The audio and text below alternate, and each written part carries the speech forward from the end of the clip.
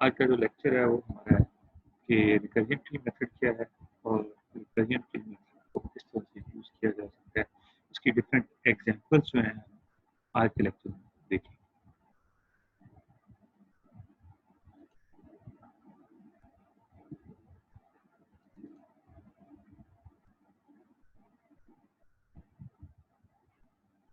सो सबसे पहले कि रिकर्जन ट्री मेथड क्या है। इस तरह से लास्ट लेक्चर्स में हमने देखा है कि रेकर्स इक्वेशंस जिसमें को सॉल्व करने के लिए हमारे पास 3 डिफरेंट मेथड हैं। उनमें से एक मास्टर मेथड है, एक रिकर्जन ट्री मेथड है और एक सब्स्टिट्यूशन। आज जो है हम रिकर्जन ट्री मेथड को डिस्कस करेंगे। रिकर्जन ट्री मेथड जो है नॉर्मली मॉड कॉस्ट को फाइंड आउट करने के लिए या टाइम को फाइंड आउट करने के लिए हम यूज करते हैं। इसमें sorry just one minute.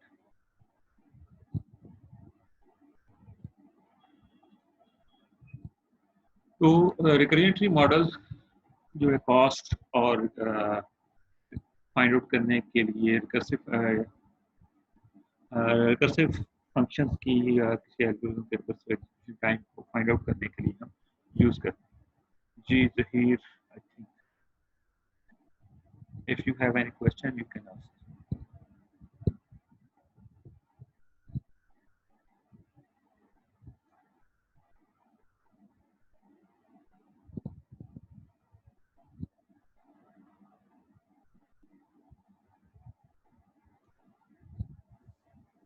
No, sir, he have no question. Ji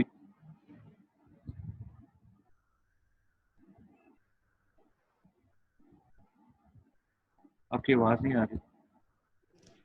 Sir, he have no question. Okay, the recursion tree method जो हमारे पास है समटाइम्स ये अनरिलायबल है, लेकिन ये नॉर्मली यूज किया जाता है। जिस तरह से एक और मेथड हम डिस्कस करेंगे सब्स्टिट्यूशन मेथड, उसमें इसका जो रिजल्ट है उससे हम गैस करते हैं और सब्स्टिट्यूशन मेथड में उसको यूज करके हम चेक कर सकते हैं कि क्या हमारा जो रिजल्ट है ठीक है या गलत है। तो उसके लिए हम नेक्स्ट सब्स्टिट्यूशन मेथड से उसको वेरीफाई कर सकते हैं।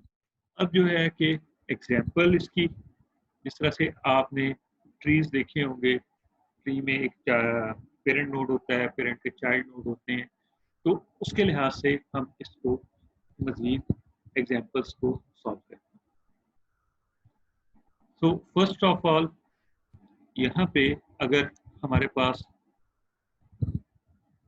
ये रेफरेंस इक्वेशन या ये इक्वेशन जो है हमारे पास हमने एक एल्गोरिथम देखा था मर्ज सॉर्ट, जिसमें हम प्रॉब्लम को सब प्रॉब्लम्स में डिवाइड करते थे। दो एक प्रॉब्लम डिवाइड एंड कंकर अप्रोच की प्रॉब्लम थी। उसके बाद हमने इसका रनिंग टाइम कैलकुलेट किया था।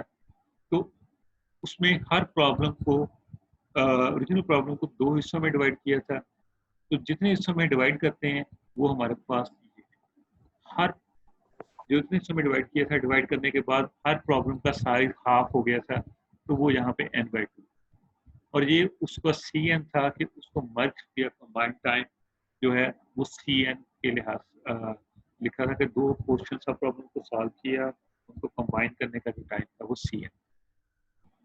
अब इसमें मर्ज सॉर्ट को इक्वेशन को हम किस तरह से रिकर्जन ट्री में सॉल्व कर सकते हैं। तो इसमें जो सबसे पहली चीज है टू, इससे मुराद है कि जो रिकर्जन ट्री होगा उसके दो चाइल्ड और हर चाइल्ड का साइज n/2। लेकिन ये जरूरी नहीं है कि हर चाइल्ड का साइज n/2 हो। तो इक्वल साइज के हों, दो चाइल्ड हों, तीन चाइल्ड भी हो सकते हैं। वो डिपेंड करता है प्रॉब्लम पे कि हम कौन सी प्रॉब्लम को सॉल्व करें। नेक्स्ट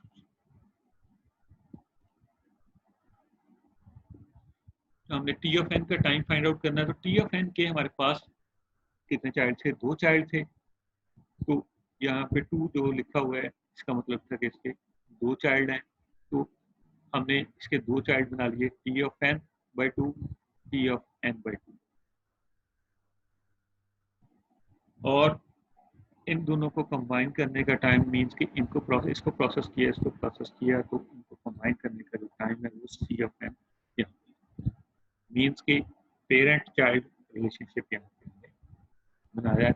अब इसके बाद हमें t ऑफ n बाई 2 को भी सॉल्व करना पड़ेगा, तो जहाँ जहाँ पे इस इक्वेशन में n है हम उसको n बाई 2 से रिप्लेस कर सकते हैं। अगर इसको n बाई 2 से रिप्लेस करें तो क्या हमारे पास सोल्यूशन आएगा?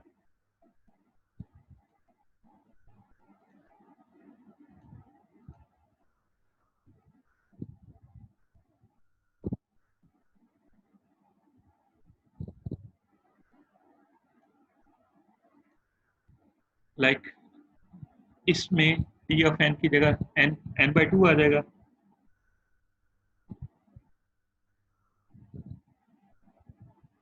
और ये जहां जहां पे n था उसको n बाई 2 से रिप्लेस करेंगे तो हमारे पास जो रिजल्ट आएगा t of n by 4 plus c n by 2।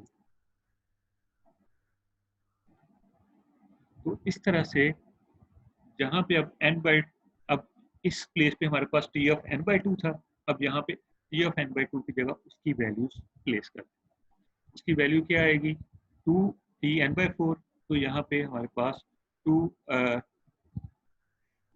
t n by 4, तो एक n बाई 4 ये और एक n बाई 4 जो यहाँ पे 2 t n बाई 4 यहाँ पे लिखा हुआ, और इसका कंबाइन करने का time n by 2 c n by 2 जो हमारे पास यहाँ पे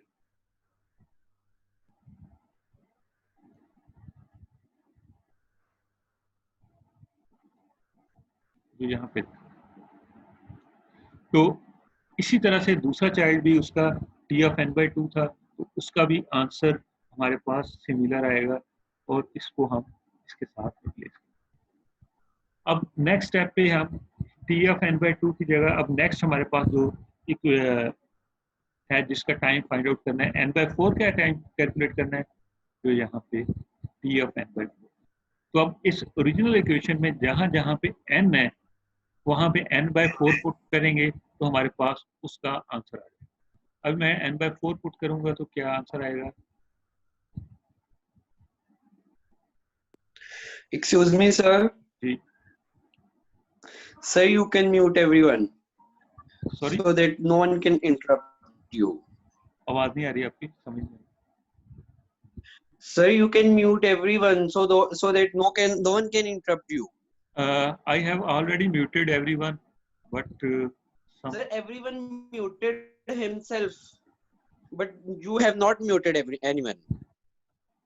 I have muted upon entry. Everyone is muted in my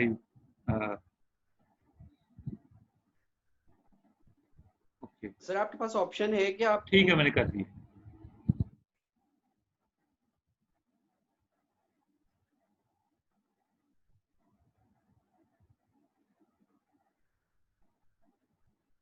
अब t of n by 2 is equal, n by 4 is equal to 2 t n by 8, because here if we put n by 4 it means n by 4 वो इधर आएगा तो n by 8 हो जाएगा, plus c n by 8 sorry n by 4। तो अब जहां जहां पे t n by 4 है हम उसकी वैल्यू वहां पे पुट कर सकते हैं।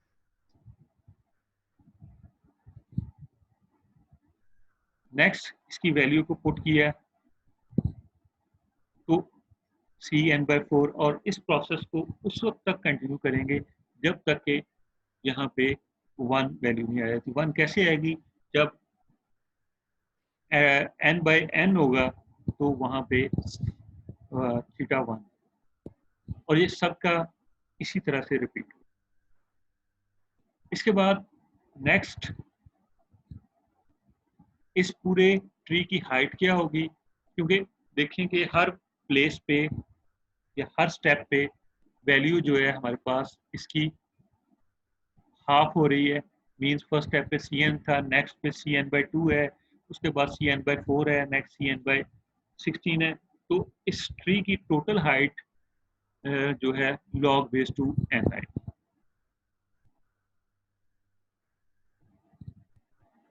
तो इसका सोल्यूशन फाइंड आउट करने के लिए कि इसका सोल्यूशन क्या आएगा, तो हम हर लेवल पे जो कास्ट आएगी उन सबको सम करेंगे, और सम करने के बाद हमारे पास टोटल एल्गोरिथम का रनिंग टाइम कैलकुलेट कर सकते हैं, या टोटल एग्जीक्यूशन टाइम हम कैलकुलेट कर सकते हैं। जी कोई क्वेश्चन है तो मुझे बता दें।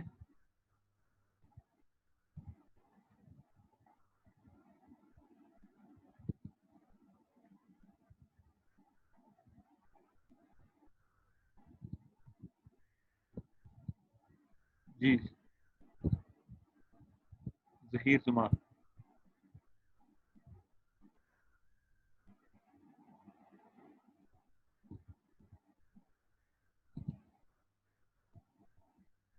आपको क्वेश्चंस के लिए ना लास्ट पे अलग से टाइम दूंगा।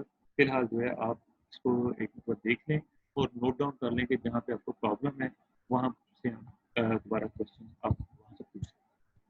स्लाइड नंबर नोट कर लें या क्वेश्चन नंबर नोट कर लें, वहाँ पे क्वेश्चन दोबारा पूछ लें।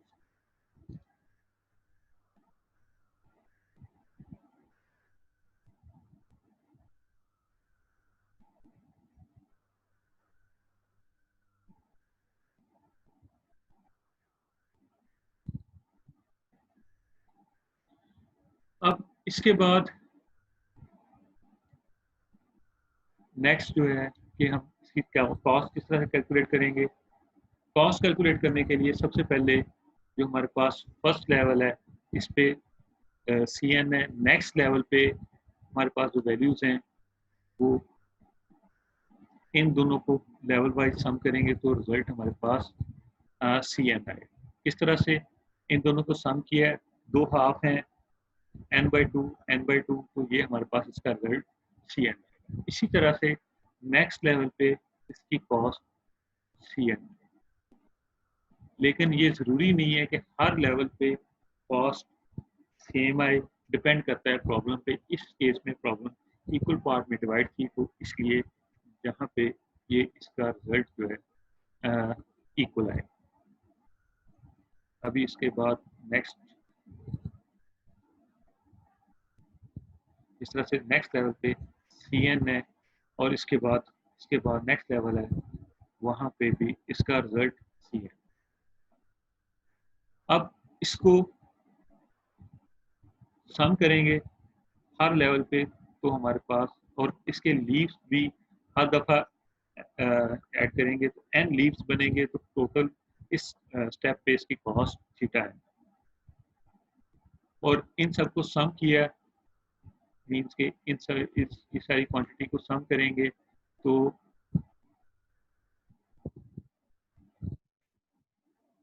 हमारे पास resultant theta n log n आएगा। वो किस तरह आएगा, जिस तरह से आपके पास चंद एक नंबर हो तो आप नंबर्स को किस तरह से सम करते हैं। बिकॉज आपके पास 2 + 2 + 2 है, तो आप इसको लिख सकते हैं 3 × 2।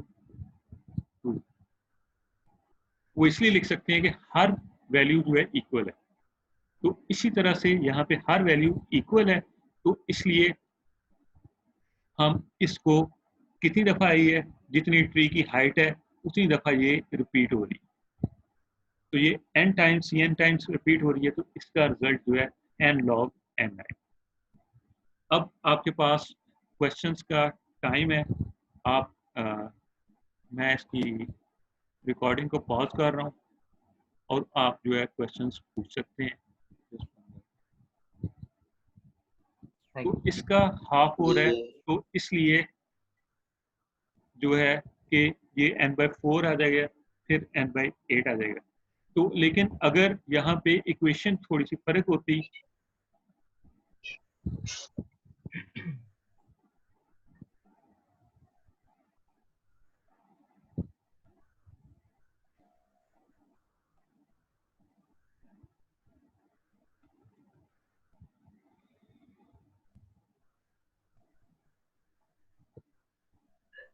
T of n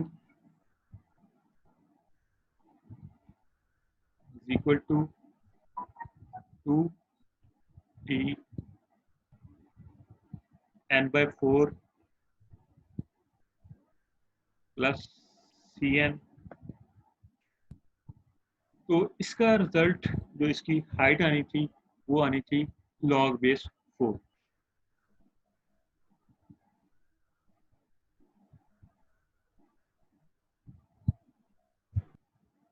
जी, ये था कि जितने पोर्शन में डिवाइड हो रहा है, फिर n by 2 था तो n by log base n 2 आ गया। 4 में होता प्रॉब्लम 1 हाफ ना होती, फोर्थ होती, तो n by 4 होता, नेक्स्ट n by 16। तो इस तरह से ये इसको सॉल्व किया जा सकता। नेक्स्ट एक और प्रॉब्लम हम इसमें देखते हैं कि अगर ये इक्वल पार्ट में नहीं है तो वहाँ पे कैसे इसको सॉल्व किया। जहाँ पे इस प्रॉब्लम में, इस इक्वेशन में हमारे पास t n by 4 है और प्लस t n by 2 है प्लस n स्क्वायर। तो इसमें ये नहीं है कि प्रॉब्लम्स का जो सब प्रॉब्लम का साइज है वो इक्वल है, एक में 1/4 है, एक में हाफ। तो इसका रिकर्जन ट्री कैसे बनेगा? सबसे पहले टाइम फॉर n एलिमेंट और उसके बाद इसको n स्क्वायर और इसके दो चाइल्ड थे t of n by 4 और t of n by 2। Next क्या होगा कि अब n by 4 की वैल्यू हम पुट करेंगे और n by 2 की वैल्यू पुट करेंगे। n by 4 की वैल्यू क्या आएगी और n by 2 की वैल्यू क्या आएगी वो मैं यहाँ पे राइट डाउन कर देता हूँ। n by 4 की वैल्यू अगर पुट करेंगे तो हमारे पास ये सोल्यूशन आएगा। किस तरह से आएगा वो मैं यहाँ पे राइट करता हूँ। इस ओरिजिनल इक्वेशन में हमें जहाँ पे n है वहाँ पे n by 4 पुट करना है।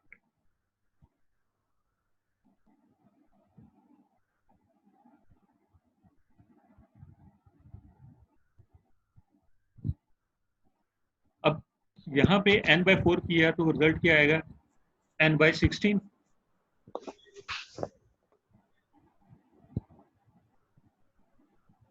Plus t n by 8 plus n की जगह n by 4 पुट करेंगे तो n by 4 का स्क्वायर आएगा। तो यहाँ पे ये देख सकते हैं कि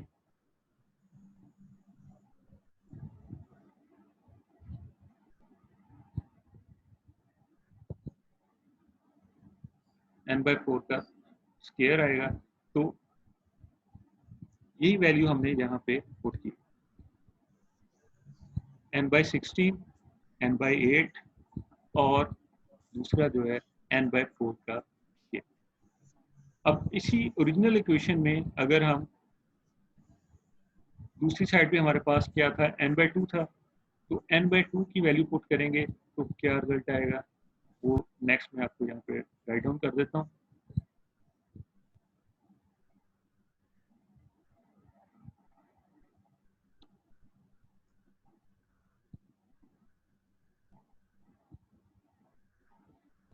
n by 2 पुट किया तो यहाँ पे n by 8 आ जाएगा प्लस t, यहाँ पे n by 2 पुट करेंगे तो n by 4 आ जाएगा प्लस n by 2 का स्क्वायर।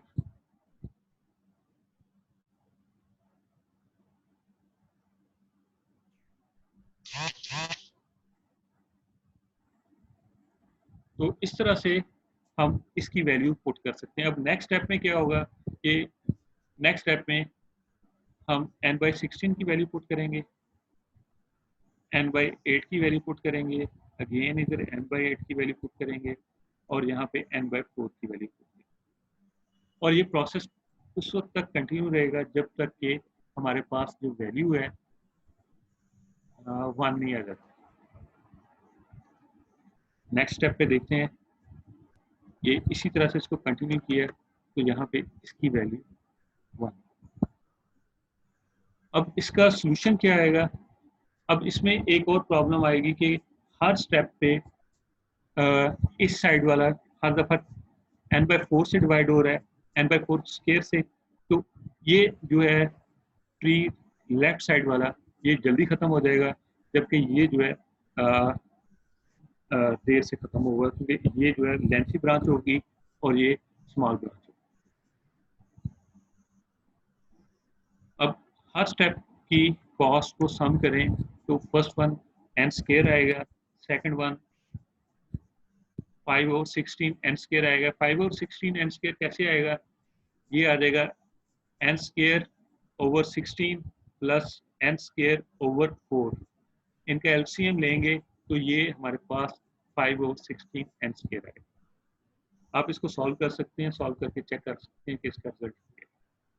नेक्स्ट स्टेप पे 25/256 आ जाएगा। आप इसको सॉल्व करें, स्क्वायर लें और इसका रिजल्ट ये, और इसी प्रोसेस को कंटिन्यू करते जाएं तो आखिर में हमारे पास ये ज्योमेट्रिक सीरीज बनेगी 1 plus 5/16 plus 5/16 square plus 5/16 cube और सो ऑन। तो इसका रिजल्ट ज्योमेट्रिक सीरीज का थीटा एंड स्क्वायर आएगा। ये आप इसको बुक से फॉलो चेक कर सकते हैं। अब इस यहाँ तक जो क्वेश्चन है आपके, आप पूछ सकते हैं। उसके बाद जो है नेक्स्ट में हम मजीद नेक्स्ट लेक्चर में मजीद चंद एक एग्जांपल्स करेंगे इसकी रिकरेंट मेथड की।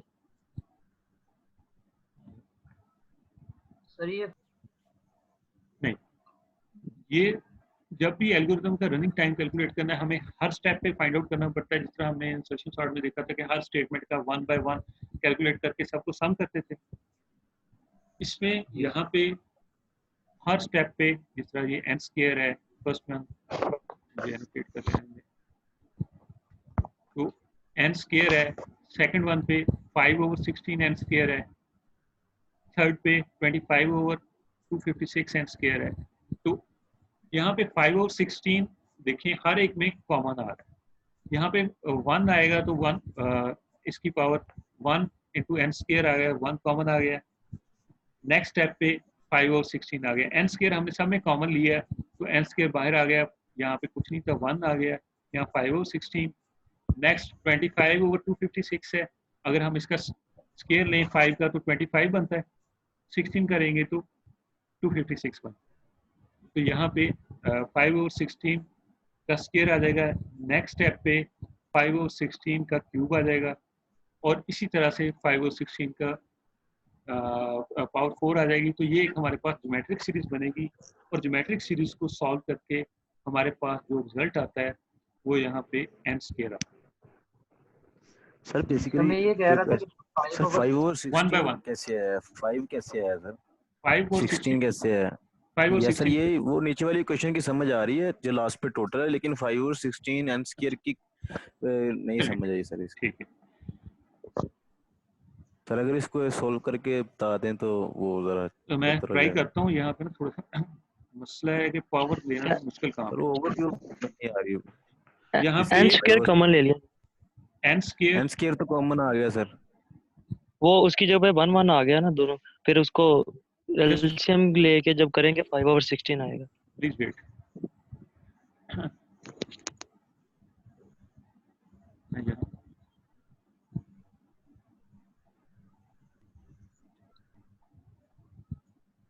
यहाँ पे हमारे पास n स्क्वायर ओवर 16 आ गया फर्स्ट वन। यस यहाँ पे स्क्वायर में लिख नहीं सकता क्योंकि अदरवाइज मुझे इसमें टेक्स्ट में ऑप्शन नहीं है मेरे पास। तो आप अज्यूम कर लें n स्क्वायर ओवर 16 है प्लस n स्क्वायर ओवर 4 है। 4 इसको सॉल्व करेंगे तो इसकी जो बड़ी वैल्यू है किस तरह से सॉल्व करते हैं? एलसीएम लेके सॉल्व करते हैं। यस तो एलसीएम लिया तो क्या आया? 16। यस एलसीएम लेंगे तो एक तो n स्क्वायर आ गया, दूसरा इसके अंदर हमारे पास डिवाइड होगा 16 से। जब ये 16 से डिवाइड हुआ यहाँ पे इस साइड पे 1 आ गया, 1 प्लस अब ये 4 से डिवाइड होगा, 4 डिवाइडेड बाई 16 तो 4 आ गया, तो यहाँ पे 4 आ जाएगा, तो टोटल का रिजल्ट हमारे पास 5/16 आ जाएगा। Yes sir. ठीक है, और यहाँ तक कोई क्वेश्चन?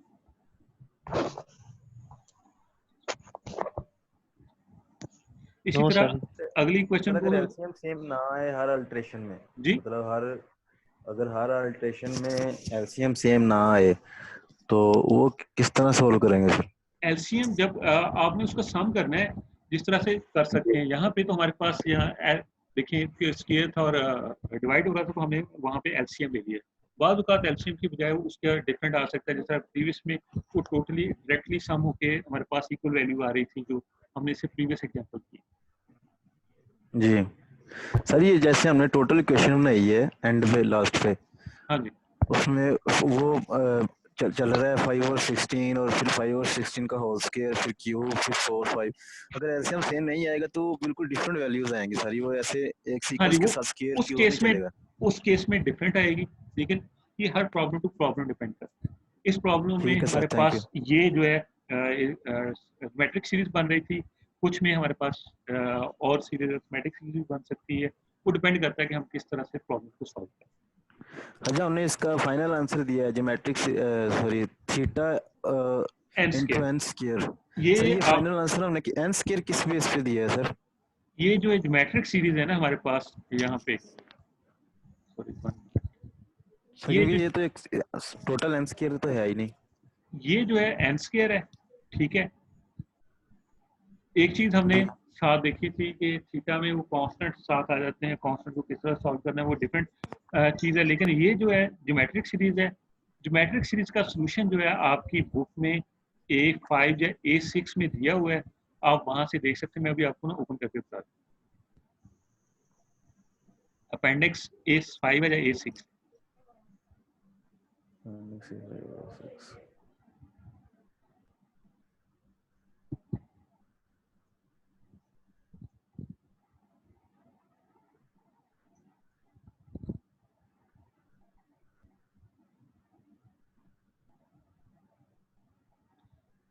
फार्मूलाज हैं कि अरिथमेटिक सीरीज हो तो उसको किस तरह से सॉल्व किया जा सकता है, ज्योमेट्रिक सीरीज हो उसको किस तरह से सॉल्व किया जा सकता है, हार्मोनिक सीरीज हो इस तरह से। अब ये जो है समेशन वाले फार्मूलाज हमने पहले कर लिए थे, क्यों ये ज्योमेट्रिक सीरीज है और ज्योमेट्रिक सीरीज का सॉल्यूशन क्या होगा वो हमें देखा था इस तरह से। अब ज्योमेट्रिक सीरीज में x की जगह पे 5/16 आ गया था, 5/16 की पावर 0 1 2 3, तो उसकी वैल्यू पुट करेंगे, अगर वो इंफिनिटी तक जाता है तो उसका क्या सॉल्यूशन आएगा, वो इस तरह से हम फाइंड आउट कर सकते हैं। इसी तरह से आप अपेंडिक्स में देखेंगे A7 में हार्मोनिक सीरीज का सॉल्यूशन दिया गया। जी, यहाँ तक कोई और क्वेश्चन? इसका टोटल टाइम जो है उनका खत्म होने